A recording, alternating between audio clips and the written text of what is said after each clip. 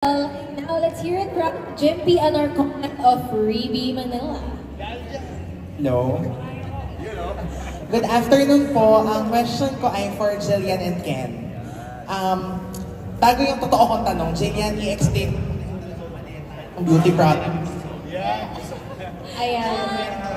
Kwento nung beauty products mo daw. So kasi po, first time ko po sa Japan, di ba? So medyo na-overwhelmed po ako nung pumunta kami sa mga stores, especially sa Don Quixote. As in, 3 times a day po kami andun ni Kenchan. Tapos parang binili ko na po yung buong Don Quixote. Kasi ang cute po ng mga products nila doon. And napuno ko po yung mga maleta ko. So ang problema po kami. To the point na nag-offer na po si Kenchan na sa maleta niya na lang daw po. So ayun. So, ngayon pong tour na to, yung isang maleta niya sa akin na daw po. Thank you so much. You're welcome. Next time ulit. Can we have another mic, please? Ayan. Okay. Ayan. Ano daw nangyari sa airport? Actually po yung, ano po nangyari sa airport, actually yung mga gamit po na dala ko galing sa Pilipinas. Iniwan ko na lang din po dun sa hotel para madala ko yung mga galing sa Japan. Ayan. So nag-sacrifice po prioritize. talaga ako. Opo, tapos yung iba ko po mga gamit, napunta po sa bag ng mama ko, ng hunter ko. So, this time po magbe-behave ako. Okay. Pero ito na yung question. Kasi syempre, yun nga, galing kayo ng Japan, you had your taping for Abot Kamay na Pangarap. Were you able to meet fans, global Pinoys, na fans din ng Abot Kami na Pangarap at mga kapuso? And kamusta yung encounters nyo with them? Actually po, sobrang sweet po nila kasi nag-perform din po kami sa Nagoya. And nung may meet and greet po, ang dami po mga regalo na hanggang ngayon ginagamit ko po. Tapos may mga lola na talagang parang sabik na sabik po sila sa mga kapwa Pinoy po nila. So, ayun lang po. Iba po kasi talaga yung smile ng mga tao po nagpe-perform po kami. So, na-excite po ako na mangyari po ulit yun. And, ayun lang po. Kenchan? Ken? Naiya ako. Ako, ang isa sa mga na-appreciate ko talaga pag nagpa-perform sa ibang bansa, kasi malapit ako sa lola ko, and malapit ako sa mga matatanda, sa mga senior citizens. So, kapag magpa-perform ako, tapos, lalo na sa ibang bansa, tapos may mga lalapit sa mga senior citizens, na talagang dumayo pa ng iba't ibang lugar doon sa particular place. Like for example, nag-show kami sa Nagoya, yung iba galing pa ng Tokyo, yung iba galing just to see us, at alam namang may mga edad sila, sobrang nakakataba ng puso na nag-effort silang lahat. And may mga dala pa silang gifts. Sabi nga ni Alden kanina, yun tama yun yung proseso na paano nila inanda. Yung iba, inipon pa nila, hindi natin alam, pinag-ipunan pa nila. So, ang sarap sa pakiramdam, lalong nakakalakas ng loob at mas masarap mag-perform sa mga tao lalo. Eh, nung nagpunta kami noon, winter pa, medyo nag-snow. So, yung mga matatanda na nakita na, yung mga matatanda na nandun, wala silang pakialam, basta kahit na maulanan sila ng snow, okay lang, basta masuportahan at mahiyawan kami doon. Ang sarap sa pakiramdam.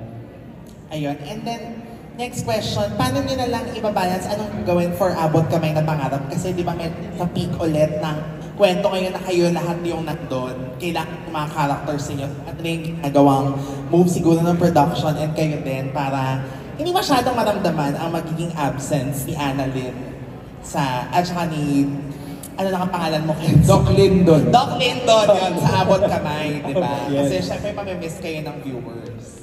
Yes, actually po kasi yung production team po ng Abot Kamay na Pangarap, ang galing po talaga nila kasi nasushoot po muna namin lahat. So kumbaga po sa story, hindi po kami kailangan na mawala sa story para po magawa yung iba naming projects. So ayun po, siguro magbabangko po kami ng mga eksena, tapos ayun, magja-Japan na po kami ni Kensha. Ayun, normally po kapag may mga ganong gagawin,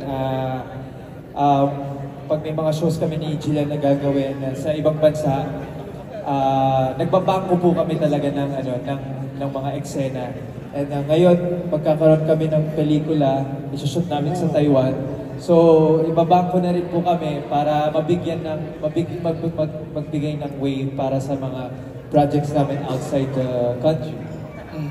And then, kasi naka-line up kayo kasama si Lulu and Bianca, Julie and Raver, di ba na? Aside from real-life couples, ay medyo of din sa show nila, ganyan. So, ibig sabihin ba, yung Jillian and Ken na team up, official na siya kasi ang kasama niya na mga talagang pairs.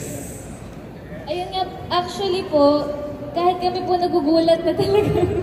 Lagi na po talaga kami magkasama kasi nung umpisa po sa Abot Kami ng Pangarap, wala po talaga sa script yung pairing po namin. Pero dahil nga po nagustuhan ng mga tao, lagi ko na po siyang kasama, na-stuck na po ako sa kanya. So lagi ko na nakikita yung mukha niya.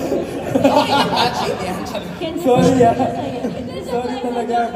Sensya ka na, Jillian, ha? Hindi, pero masaya po ako na kasama ko po si Kenchan sa maraming mga events kasi sobrang komportable ko po talaga and ang dami ko pong natututunan sa kanya. Ayan, okay na? Ken, reaction.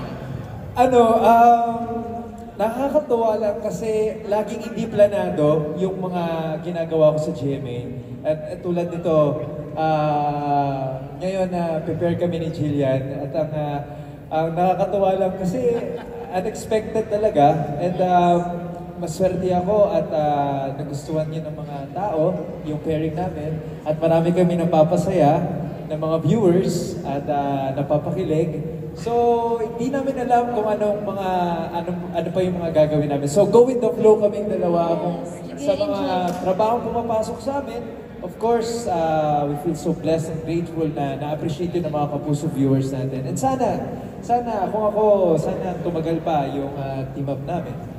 And last question, bilang kanina pa tinatanong ang GMA Gala, no? And kayong dalawa, we've known for the recent years na solo kayong naglalakad sa red carpet. So this time ba, magkasama kayo or solo pa din? Hindi ko pa po alam. Hindi ko pa po alam. Actually po, wala pa po akong plans talaga for the gala. May mga sketches pa lang din po ng mga damit. Pero yung mismong plans po, like kung may ka-date po ba, ano sasuotin ko, parang wala po po. So, ayun. Nang-aasar po sila sa stage.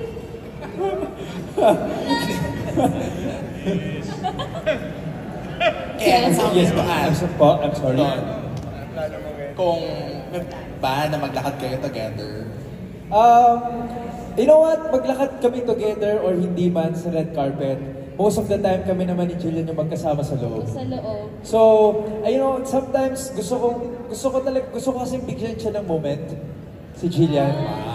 I think it's her moment na maglakad mag-isa sa red carpet. Kasi, grabe, na-witness ko kasi kung paano pinaghahanda ni Jillian yung sa hair, yung sa damit niya. Talagang siya lang yung gumagawa at nag-iisip nun. And gusto ko na makita yun ng mga tao na